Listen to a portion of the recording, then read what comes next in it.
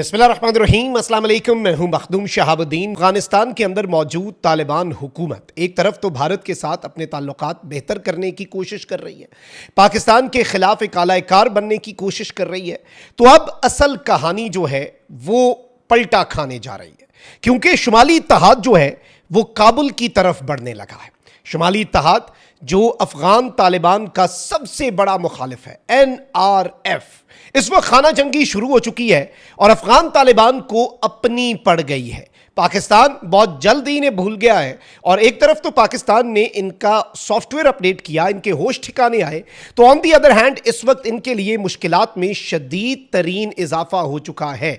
इस वाले से कुछ इंपॉर्टेंट डिटेल्स हैं नाज़रीन कराम जो आपके सामने रखनी है, और अफगान तालिबान को किस तरह से फ्रॉम विद इन अफगानिस्तान खाना जंगी का अब सामना करना पड़ रहा है और ये कितना बड़ा चैलेंज इनके लिए बन चुका है, ये सारी डिटेल्स आपके सामने रखता हूं। लेकिन उससे पहले अगर अभी तक आपने इस वीडियो को लाइक नहीं किया तो लाइक जरूर कर दें।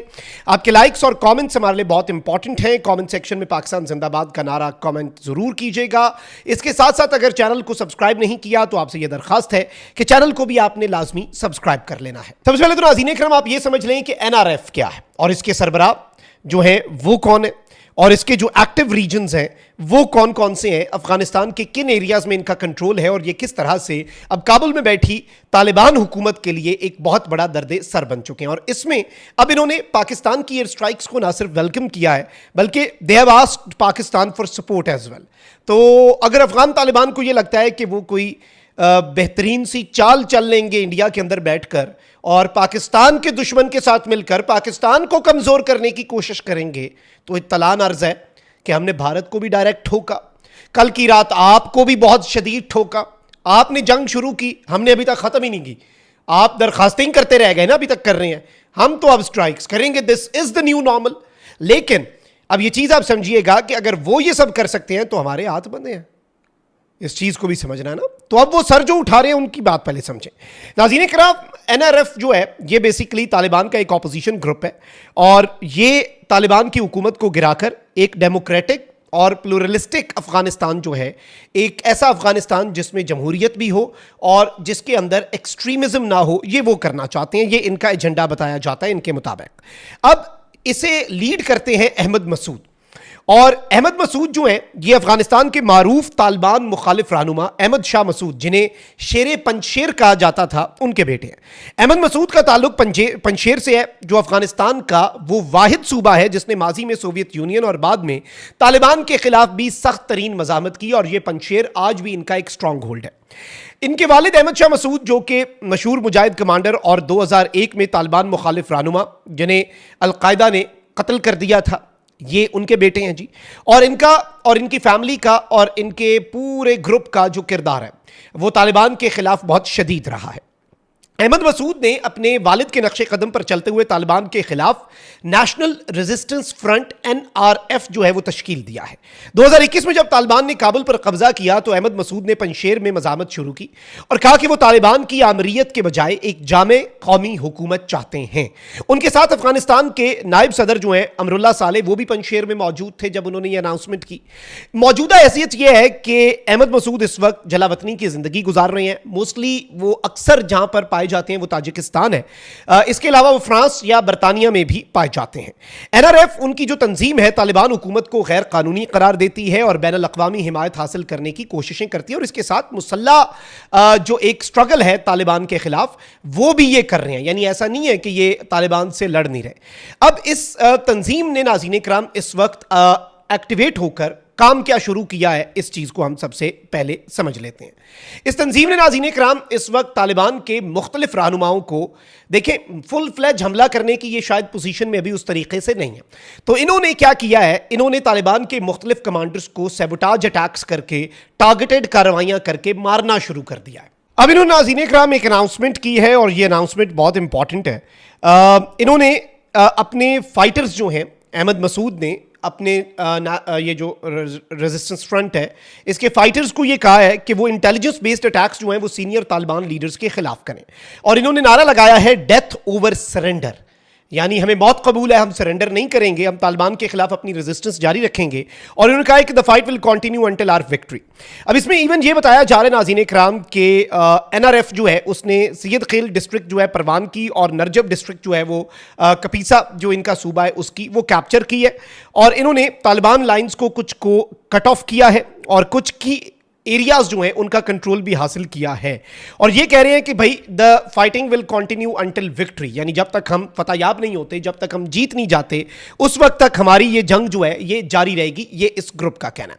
अब अफगान तालिबान को इंटरनली ये बहुत बड़ा चैलेंज जो है ये दरपेश है, क्योंकि एक तरफ तो वो दुनिया भर के अंदर अपनी लेजिटिमेसी हासिल नहीं कर पाए।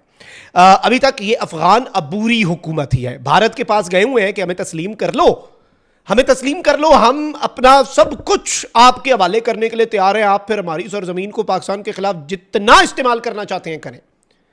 तो ये लेजिटिमेसी चाहते हैं, लेजिटिमेसी इन्हें मिल नहीं रही। एक्ट ये आज के दिन तक ऐसे कर रहे हैं जैसे ये नॉन स्टेट एक्टर्स हैं। भाई हुकूमत मिल गई है, you are now a state, माना आपको बड़ा एक्सपीरियंस है नॉन स्टेट एक्टर बन के, एक रोग मिलिट्री बन के, एक ऐसे भाई जत्था बन के आपको रहने की आदत थी, लेकिन अब खुदारा स्टेट के तौर पे एक्ट करें।